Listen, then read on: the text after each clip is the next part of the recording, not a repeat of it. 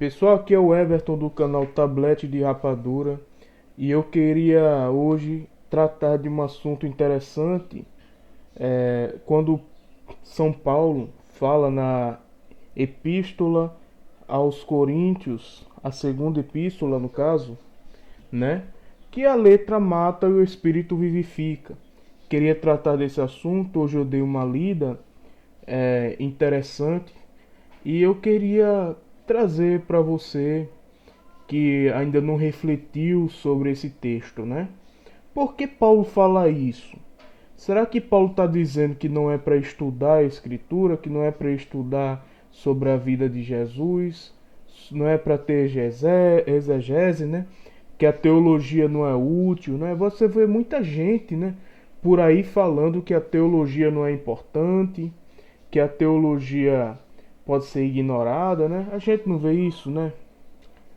E aqui eu quero trazer o que realmente Paulo quis tratar quando ele falava que a letra mata e que o espírito vivifica.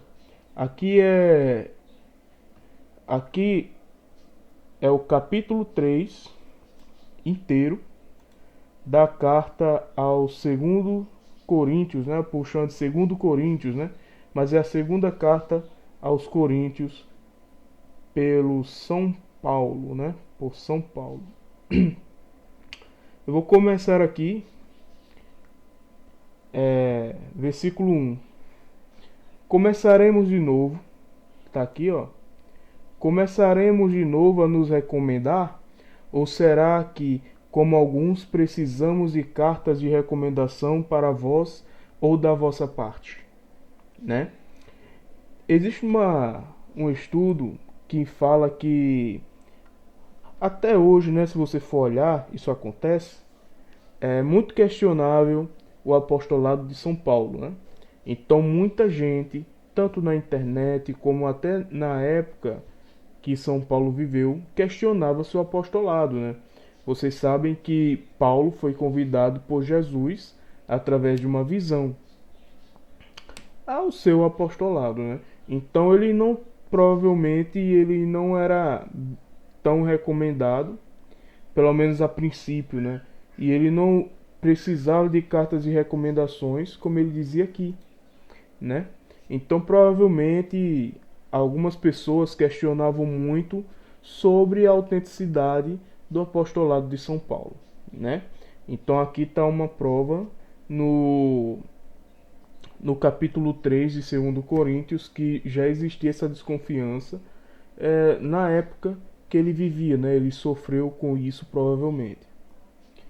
Aí ele começa, nossa carta sois vós, né? Ele começa a fazer uma bela defesa aqui no versículo 2. Nossa carta sois vós, carta escrita em nossos corações e reconhecida e lida por todos os homens. Evidentemente, sois uma carta de Cristo, entregue ao nosso ministério, escrita não com tinta, mas com o Espírito do Deus vivo, não em tábuas de pedra, mas em tábuas de carne nos corações. Bem, aqui ele já começa a falar do Espírito de Deus vivo, né? A gente sabe, pelo texto, pela coerência bíblica, que se trata do Espírito Santo de Deus, né? O mesmo Espírito que vai aparecer para Jesus durante seu batismo em forma de pombo, né? E ele faz uma alusão às leis. Aqui ele já começa, né? Não em tábuas de pedra. Quer dizer, ele faz uma alusão a leis mosaicas, à velha aliança, né? Com relação à nova aliança, né? Em tábuas de carne, nos corações. Quer dizer que ele é testificado, o seu apostolado é testificado, testemunhado por pessoas, não por letras. Aí você já vê aonde ele vai querer chegar, né? Tal é a certeza que temos, graças a Cristo, diante de Deus. Versículo 5. Não como se fôssemos dotados de capacidade que pudéssemos atribuir a nós mesmos, mas é de Deus que vem nossa capacidade. Então, é muito comum da Igreja Católica, né? desde do tempo do magistério, até do tempo de São Paulo, já é magistério, aqui já é magistério, é, essa ideia de que eu não sou ninguém por mim, mas Deus que é alguém por mim, Deus que me faz servir, é Deus que me convida, é Deus que me dá o carisma, é Deus que me dá, eu não diria poder, né, mas Deus que me dá as possibilidades de executar as ações na minha vida. Eu por mim não sou nada. É de tanto que o catolicismo, até hoje, é, não se considera ninguém, ninguém, ao não ser a própria igreja, não considera ninguém, ao não ser a própria igreja, a dona da interpretação bíblica, né? Não seria dona, mas autoritária da interpretação, né? A autoridade da interpretação.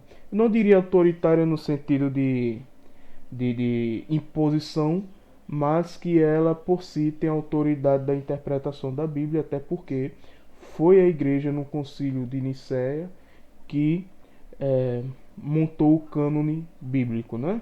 A gente sabe que a Bíblia é católica. Versículo 6: Foi ele quem nos tornou aptos para sermos ministros de uma aliança nova. Estou aqui. Não da letra e sim do Espírito. Aí aqui que ele fala: pois a letra mata, mas o Espírito comunica a vida. Por que a letra mata? Vamos lá. Primeiro, está escrito, ele não tem a carta de recomendação, e ele faz alusão com o Antigo Testamento, como se ele dissesse: olha, essas coisas, essas recomendações, esse segmento à lei está no passado. Agora está vigente o Espírito. Vocês, como portadores do Espírito Santo, testificam do meu apostolado. É isso que ele quer dizer. E ele traz essa frase: a letra mata, o Espírito vivifica, comunica a vida, né? Então aqui ele vai começar a falar da lei mosaica e que a lei pune. Mas agora estamos no tempo da vida, do Espírito vivente em nós. A lei pode punir com a morte. O Espírito vai trazer a vida, né? Então é nesse sentido. Paulo não queria falar que você não estudasse aqui. Ele não está dizendo isso. Então toma cuidado quando a pessoa disser que a letra mata, mas o Espírito vivifica ou comunica a vida, depende da tradução. Porque quando a pessoa disser no sentido de dizer assim, não precisa estudar, deixa que o Espírito Santo vai trazer tudo para você, inspiração, e como se a inspiração fosse um sentimento, um sentimentalismo, aquela coisa, não é necessariamente isso, sabe? Versículo 7. Ora, se o ministério da morte, gravado com letras sobre pedra, foi tão assinalado pela glória que os israelitas não podiam fixar os olhos no semblante de Moisés, por causa do fulgor que ele havia, fulgor, aliás, passageiro. Que é fulgor, gente? É a resplandecência do rosto de Moisés. Era algum fenômeno, provavelmente, que em determinado momento Moisés tinha, né? Que Moisés ficava resplandecente com o rosto. Algum fenômeno acontecia, né? Eu não tenho no momento, como é que eu posso falar assim? Eu não tenho no momento o texto que acontece esse fenômeno, tá? Eu posso pesquisar e passar. Como não será ainda mais glorioso o ministério do Espírito? Olha, se o tempo de Moisés, se o tempo da lei foi glorioso, então o tempo do Espírito é muito mais glorioso, né? Na verdade, se o ministério da condenação foi glorioso, muito mais glorioso será o ministério da justiça. Aqui no 10. Mesmo a glória que então se verificou já não pode mais ser considerada glória em comparação com a glória atual, que lhe é muito superior. Pois se o que é passageiro foi assinalado pela glória, com mais razão o que permanece deve ser glorioso. Fortalecidos com tal esperança, temos plena confiança. Aí ele agora vai falar de Moisés, né? Só para você ver o que tem antes dessa frase e depois dessa frase e por que não pode ser tirado do contexto. Não fazemos como Moisés, que colocava um véu sobre sua face para que os filhos de Israel não percebessem o fim do que era transitório. Mas os seus espíritos se tornaram obscurecidos. Sim, até hoje, quando leem o Antigo Testamento, tá? Isso aqui eu me questionei se ele usa esse termo mesmo, depois eu vou analisar, mas eu creio que entenda melhor como antiga aliança, né? Mais antiga aliança do que os livros que você encontra na Bíblia, né? Pode ser que ele queira falar no sentido da antiga aliança, tá? Mas como ele fala em lei, né? Ele deve estar falando dos livros referentes à antiga aliança. Não necessariamente o cânone bíblico, tá, galera? Pode ser que tenha algo a mais ou algo a menos naquele tempo, tá? Isso eu não sei dizer. Este mesmo véu permanece. Não é retirado porque é Cristo que ele desaparece. Cristo retira o véu. Porque Moisés passava por um fenômeno transitório em que seu rosto passava por um fulgor, né? Havia um fulgor, um esplendor no seu rosto, mas que acabava. Então ele cobria com o véu, né? Sim, até hoje, todas as vezes que leem Moisés, um véu está sobre o seu coração.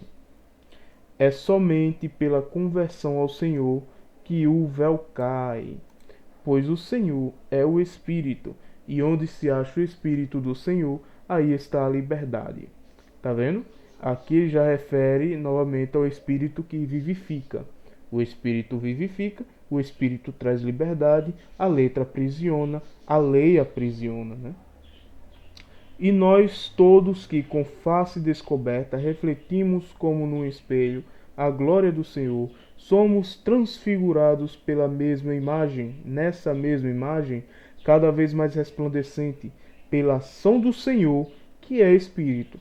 Então tá aqui, é o capítulo 3 da segunda carta aos Coríntios, tá? Um abraço. Você pode comentar, comente se esse formato foi legal e até mais, tá? Fica aqui minha colaboração com o texto. Aqui é o Everton do canal Tablete de Rapadura. Então, dá um like, compartilha e um abraço para você.